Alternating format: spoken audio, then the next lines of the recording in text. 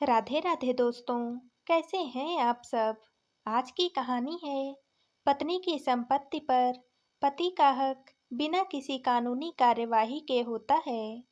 कल रात से ही वह अपनी सास से हुई बहस को लेकर परेशान थी। उस पर सोते समय पति के सामने अपना दुखड़ा रोकर मन हल्का करना चाहा, तो उसके मुंह से रमा सहाय का नाम सुनकर पति का गुस्सा अब सातवें आसमान पर पहुंच गया। सारी रात आंखों में ही कुछ समझते हुए और कुछ न समझ आने पर उस पर गहन विचार करते हुए उसने गुजार दी। जब सुबह उठी तो आंखें भी बोझिल हो रही थीं और सिर भी भारी हुआ जा रहा था। रात को सास और फिर पति के संग हुई बहस की वजह से आज उसका मन किसी से भी बात करने को न हो रहा था।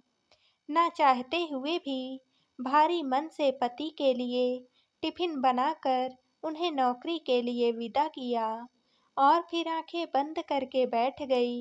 वैसे भी जब इंसान को अपनी समस्याओं का कोई हल नहीं मिलता तो वह अंतिम सहारे के रूप में आंख बंद करके प्रकृति के बारे में सोचने लगते हैं। अब बंद भी कर यह नाटक और रसोई की तैयारी कर। तभी उसके कानों में तीखा सा स्वर गूंजा। अपनी सास की बात का कोई भी जवाब न देकर वह हाथ जोड़कर अपनी जगह से खड़ी हो गई। जब सास से उसकी नजरें मिली, एक क्षण के लिए वह वहां रुकी और फिर चुपचाप से रसोई में आ गई। उसके वहां से उठते ही उसकी सास अपनी रोज की क्रिया में मगन हो गई। अभी भी कल वाली ही बात पर विचार कर वह अनमनी सी रसोई के प्लेटफॉर्म के पास खड़ी हुई थी। तभी रसोई के प्लेटफॉर्म की बगल वाली खिड़की से उसकी नज़र बाहर जाकर टिक गई। रसोई घर के बाहर खाली पड़ी जगह में पड़े अनुपयोगी सामान के ढेर पर कुछ दिनों से कबूतर का एक जोड़ा तिनका तिनका जोड़कर घोंसला बनाने की कोशिश कर रहा था। लेकिन थोड़े से तिनके इकट्ठे करने के बाद दोनों में न जाने किस बात को लेकर जोर जोर से अपने पंख फड़फड़ाते वह सारे तिनके बिखर कर जमीन पर आ गिरते।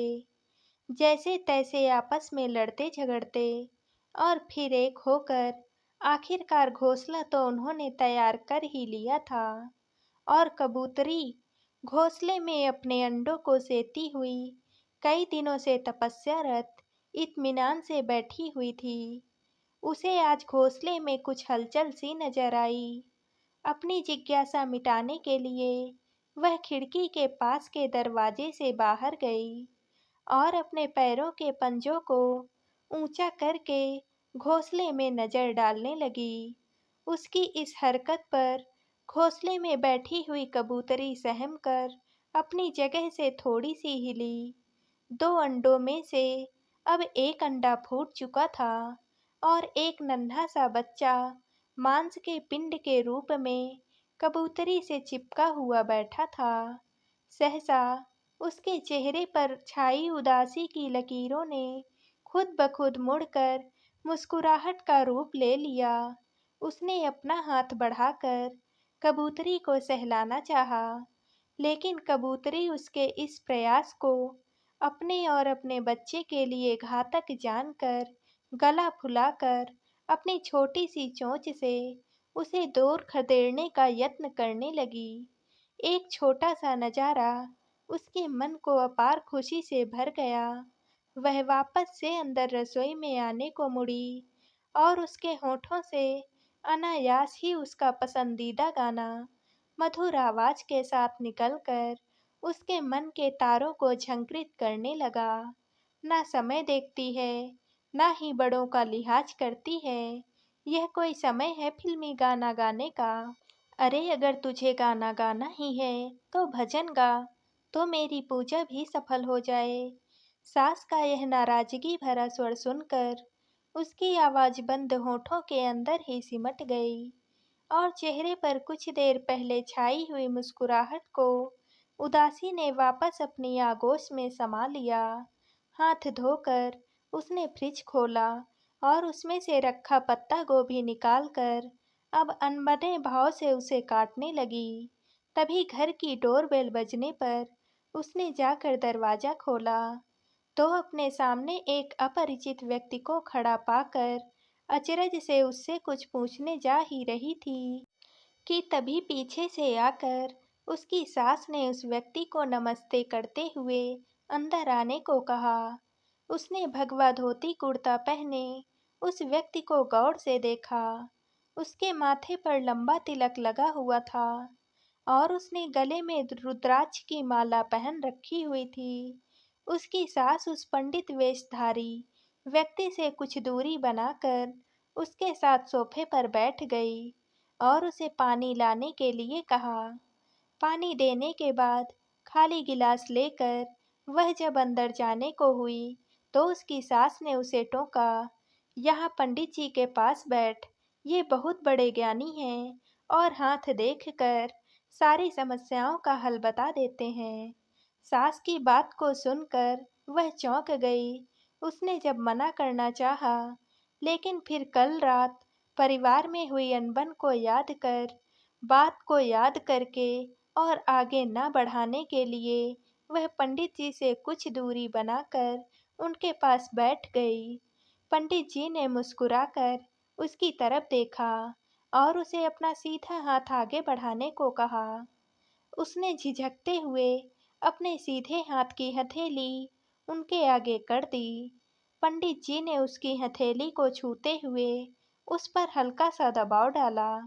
उसने अपनी हथेली पीछे करनी चाही, पर उसके ऐसा करने से पहले ही पंडित उसकी हथेली पर अपनी उंगलियां फेरते हुए उसकी सास से पूछने लगे, तो यह आपकी बहू है?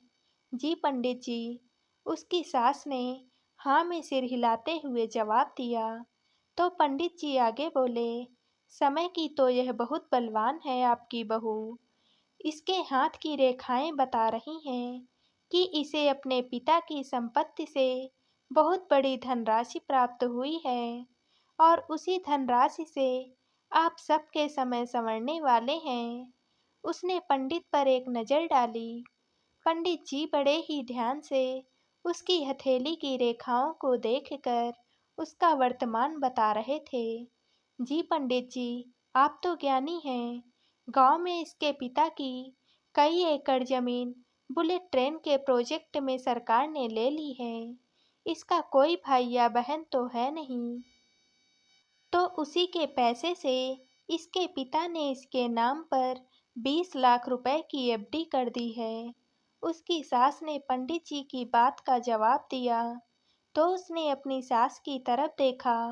उसे अपनी सास का पंडित जी के सामने इस तरह अपनी निजी बातें शेयर करना पसंद नहीं आ रहा था, लेकिन वह उनकी उम्र का लिहाज करके कुछ भी न बोल पाई। तभी पंडित जी ने कहा, यह अपने पिता की इकलौती संतान है। इसी से इसके हाथ की रेखाएं बता रही हैं कि भविष्य में इसे अपने पिता से और भी बड़ी रकम मिलने की उम्मीद है। पंडित जी की बातों को सुनकर उसकी सास के चेहरे पर मुस्कान तैर गई और वह खुश होते हुए बोली, यह तो बड़ी अच्छी बात बताई पंडित जी आपने, लेकिन अब मैंने जो समस्या आपसे कही थी, उसका भी तो कोई समाधान बताइए। समाधान तो एक ही है कि उन पैसों को मिलाकर जो घर आपका बेटा ले रहा है, वह आपके बेटे की राशि और ग्रहों को देखते हुए आपके नाम ही होना चाहिए। अगर वह घर आपके बेटे के नाम हुआ, तो उसे भविष्य में बहुत ज़्यादा ही आर्थिक नुकसान होगा। यह सब साफ साफ मैं आपकी बहू के हाथ की लकीरों में देख पा रहा हूँ। पंडित जी की कही यह बात उसके लिए असहनीय थी। वह नहीं चाहती थी कि घर के किसी भी निजी मामलों में बाहर का कोई भी इंसान दखलंदाजी करे। उसने पंडित जी की बातों को सुनकर एक झटके से अपनी हथेली उनकी पकड़ से छुड़ाई और गुस्से से बोली, यह हमारे घर का निजी मामला है और इसमें आपको कोई भी सलाह सूचन करने का कोई अधिकार नहीं है। मैं बिल्कुल भी नहीं विश्वास करती हाथ की लकीरों पर। अपनी बहू का यह रवैया देखकर सास गुस्से से लाल हो गई और उसने उसे डांटते हुए कहा, बहू, माफी मांग पंडित जी से। मेरे कहने पर राकेश ने ही इनको घर आने का निमंत्रण दिया था। मैं माफी चाहती हूँ पंडित जी, आपसे। आपसे मुझे कोई शिकायत नहीं है, लेकिन मेरे पिता से मिली संपत्ति पर सिर्फ और सिर्फ मेरा अधिकार है और उसके बारे में कोई भी फैसला लेने का हक सिर्फ मेरा ही है। आप तो क्या, घर के किसी भी सदस्य को इस बारे में बहस करने का कोई अधिकार नहीं है। उसने बड़े ही तीखे मिजाज से पंडित जी की तरफ देखते हुए कहा और फिर गुस्से से अंदर रसोई में आकर वापस अपना काम करने लग गई। उसकी सास को अपनी बहू का इस तरह पंडित जी का अपमान करना और उन्हें पंडित जी की निगाहों में नीचा दिखाना बिल्कुल भी पसंद नहीं आया। पंडित जी के सामने तो वह उसे कुछ ना बोल पाई, लेकिन कुछ देर बाद जब पंडित जी से बातें कर उन्हें तगड़ी फीस देकर विदा करने के बाद वह खुद रसोई में आ गई। यह तूने ठीक नहीं किया बहू। पैसों की गर्मी से अपनी धाक जमाना बंद कर दे, वरना तुझे बहुत पछताना पड़ेगा। अपनी सास की धमकी भरी आवाज सुनकर उसने अपनी आंखों से बह रहे आंसुओं को पोंछते हुए जवाब दिया, अपने हक की बात ही तो कर रही हूँ। क्या बुरा कह दिया मैंने? जो नया मकान अपने नाम पर करवाने की बात कह दी तो पैसा भी तो मेरा ही ज्यादा लग रहा है उसे खरीदने में। राकेश तो केवल 10 लाख रुपए ही दे रहे हैं और वह भी लोन लेकर। हमारे खानदान में जमीन जायदाद पति के जीते जी औरत के नाम नहीं की जाती है। जिस पैसे की तू बात कर रही है उस पर तेरा पति होने के नाते राकेश का भी बराबर का हक है। तो एक तरह से वह पैसा भी राकेश का ही हुआ। सास ने सख्ताई से जवाब देते हुए उससे कहा, यह तो किसी कानून में नहीं लिखा है कि पत्नी की संपत्ति पर पति का हक बिना कोई कानूनी कार्यवाही के होता है। पर फिर भी मैं ऐसा नहीं कह रही हूँ कि मेरे पापा के दिए पैसों पर राकेश का कोई भी हक नहीं है। मैं बस नया मकान अपने नाम करवाना चाहती हूँ, क्योंकि इसमें ज़्यादा पैसा मेरा लग रहा है। शादी से पहले नौकरी का जो पैसा जमा किया था, वह भी तो राकेश ने निकलवा कर नया मकान लेने में डलवा दिया। इस तरह तो मेरे नाम का कोई आर्थिक संबल रहेगा ही नहीं। उसने अपनी बातों से सास को समझाने का यत्न किया। उसकी बात सुनकर सास ने मुंह बिगाड़ते हुए कहा, उस रमा सहाय ने जाने क्या पट्टी पढ़ा दी तुझे, जो मुझे कानूनी धौंस देने चली है। तेरी वकील चाहे जो कुछ कहे, पर नया मकान तो तेरे नाम ना होगा बहू। ठीक है, आप अपने अपने मन की ही कीजिए। मुझे जो ठीक लगेगा मैं वही करूँगी, उसने जवाब दिया और ज़्यादा बहस में न पड़ते हुए चुपचाप वह सब्जी काटने लगी। शाम को राकेश के ऑफिस से आने तक सास बहू के बीच कोई भी बातचीत न हुई, लेकिन उसने अपनी वकील रमा सहाय से फोन पर बात करके इस मामले में कानूनी सलाह लेकर मन ही मन एक फैसला ले लिया था। शाम को राकेश के आने पर चाय नाश्ता करते हुए नया मकान अपने नाम लेने के मुद्दे पर फिर उन तीनों के बीच बहस शुरू हो गई। आखिर तुम्हें मकान मेरे नाम पर लेने में परेशानी ही क्या है राकेश? उसने झुंझलाते हुए चाय का खाली कप टेबल पर रखते हुए राकेश से पूछा। बात परेशानी की नहीं है नेहा। आज तक हमारे खानदान में कभी भी पुरुष के रहते औरत के नाम पर जमीन जायदाद हुई ही नहीं है। यह परंपरा रही है हमारे खानदान की। पति के रहते पत्नी के नाम पर जमीन जायदाद करना शुभ नहीं माना जाता। राकेश ने साफ शब्दों में न कहते हुए उसे जवाब दिया, शुभ अशुभ कुछ भी नहीं होता राकेश। समय की नजाकत को समझते हुए गलत परंपराएं और जिद छोड़ी भी जा सकती है राकेश।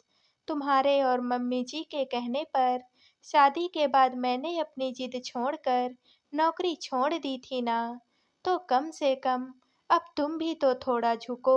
पिछली बातें याद करके जवाब देते हुए उसकी आंखें गीली हो रही थी। बहू, खानदानी परंपरा तोड़ी नहीं जाती। बात अगर जिद छोड़ने की ही है तो झुकना तो तुझे ही चाहिए। पुरुष कभी औरत के आगे नहीं झुकता। उसकी बात सुनकर सास ने अपना मंतव्य रखा। देखो नेहा, तुम पिछले 10 दिनों से इस बात को लेकर घर का माहौल तंग बनाए हुए हो। कल रात से तो हद ही कर दी है तुमने। मेरे पूछे बिना तुमने उस वकील, क्या नाम था, हाँ, विभा सहाय, को अपने घर के मामले में डाला। तब मैंने कुछ भी नहीं कहा, लेकिन अब तो पानी सिर से ऊपर जा रहा है। मम्मी कह रही थी तुमने आज सुबह पंडित जी को भी भला बुरा कहकर उनकी हाजिरी में मम्मी की इंसल्ट की। अपनी औकात में रहना सीखो, वरना मुझे भी अपनी उंगली टेढ़ी करनी आती है। राकेश ने जला देने वाली नजर उसकी तरफ डाली तो एक पल को वह सहम गई, लेकिन फिर अगले ही क्षण विभा सहाय की दी गई सलाह उसके जहन में तैर गई और वह पूरे आत्मविश्वास से बोलने लगी, ठीक है, मैं अपनी औकात में ही रहूंगी, लेकिन मेरी औकात क्या है यह मैं खुद तय करूंगी। तुम्हारे कहने का मतलब क्या है? धमकी दे रही हो या फिर समझौता कर रही हो? राकेश ने उसका जवाब सुनकर शंका भरी नजर उस पर डाली। उसने अब एक ठंडी आह भरी और आगे कहा, जिंदगी में पैसा ही झगड़ा करवाता है, यह बात सुन रखी थी, लेकिन अब अनुभव भी कर ली है। पापा के मुझे दिए गए पैसों को लेकर हमारे घर की सुख शांति भंग हो रही है, तो मैं सोच रही हूँ कि उनका दिया सारा पैसा उन्हें ही वापस कर दूँ। इससे घर में शांति तो बनी रहेगी। नया मकान आज नहीं तो 10-15 साल बाद तुम खुद अपनी कमाई से ले ही लोगे। जैसे ही उसने अपनी बात पूरी की, राकेश का चेहरा सफेद पड़ गया। वह हड़बड़ाता हुआ बोला, तुम ऐसा हरगिज नहीं कर सकती।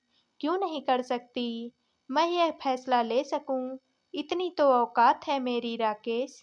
जवाब देते हुए उसने राकेश को घूरा, तो उसके तेवर और आत्मविश्वास देखकर राकेश तुरंत कुछ भी नहीं बोल पाया। उसने अपनी मम्मी की तरफ देखा और उनकी आंखों से एक इशारा पाकर वह बिगड़ी हुई बात संभालते हुए उसे समझाने लगा, यह समय आवेश में आकर इस तरह का फैसला लेने का नहीं है।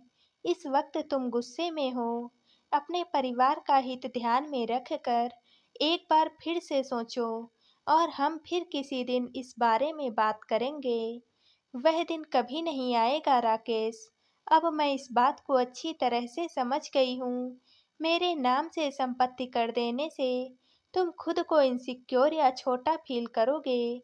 इसी से तुम यह फैसला नहीं ले पा रहे हो। लेकिन मैं अपने फैसले पर अडिग हूँ। या तो मकान मेरे नाम से होगा या फिर मैं अपने पापा का सारा पैसा उन्हें लौटा दूंगी। तुम गलत समझ रही हो नेहा। बात खुद को छोटा फील करने वाली नहीं है। जब तक मैं हूँ तब तक संपत्ति वगैरह जैसे लफड़ों में तुम्हें नहीं पड़ना चाहिए। राकेश ने उसकी बात का जवाब दिया तो नेहा ने अब विस्तार से कहा, अगर तुम्हारा सोचना ऐसा ही है तो तुम गलत हो राकेश। अपने जीवन साथी को जीवन की आवश्यक चीजों से दूर रखकर तुम उसे केवल औरत होने के नाम पर कमजोर बना रहे हो। याद करो वह दिन जब पापा जी के जाने के बाद गांव वाली जमीन को लेकर कितनी दिक्कतें हुई थी। मम्मी जी को उस बारे में थोड़ा भी पता होता तो वह जमीन तुम्हारे ताऊ जी हड़प ना कर पाते। उसकी बात सुनकर कुछ देर के लिए कोई कुछ भी नहीं बोला। वह अपनी जगह से उठकर चाय नाश्ते की खाली प्लेट से लेकर रसोई में जाने लगी। तभी पीछे से उसे उसकी सास की आवाज सुनाई दी, राकेश, बहू की बात कुछ हद तक सही तो है। तेरे पापा ने मकान संपत्ति के मामले में मुझे बिल्कुल अनजान रखा था। इसी से आज जो कुछ हमारा होना था, वह भी हमारे पास नहीं है। बहू को कम से कम अपने अधिकारों के बारे में तो पता है और अपने अधिकार को लेकर अगर वह अपनों से भी लड़ रही है, तो कुछ गलत तो नहीं कर रही है। लेकिन मम्मी, मकान उसके नाम राकेश ने कुछ कहना चाहा, तो उन्होंने उसे टोकते हुए आगे कहा, तुम दोनों एक ही गाड़ी के दो पहिए हो, क्या फर्क पड़ता है अगर घर बहू के नाम भी हुआ तो? आखिर मकान को घर तो उसे ही बनाना है। अपनी मम्मी के फैसले पर सहमति जताते हुए राकेश अब आगे कुछ भी नहीं बोला। नेहा ने पीछे पलटकर उसे देखा, तो उसकी तरफ देखकर वह मुस्कुरा दिया। तो दोस्तों, आप सबको ये कहानी कैसी लगी? कमेंट करके ज़रूर बताइएगा और वीडियो को लाइक व शेयर कीजिएगा। अगर आपने अभी तक इस चैनल को सब्सक्राइब नहीं किया है, तो प्लीज़ और कहानियों से जुड़ने के लिए चैनल को सब्सक्राइब कर लीजिएगा। कल मिलते हैं एक और नई कहानी के साथ। आप सभी का बहुत बहुत धन्यवाद।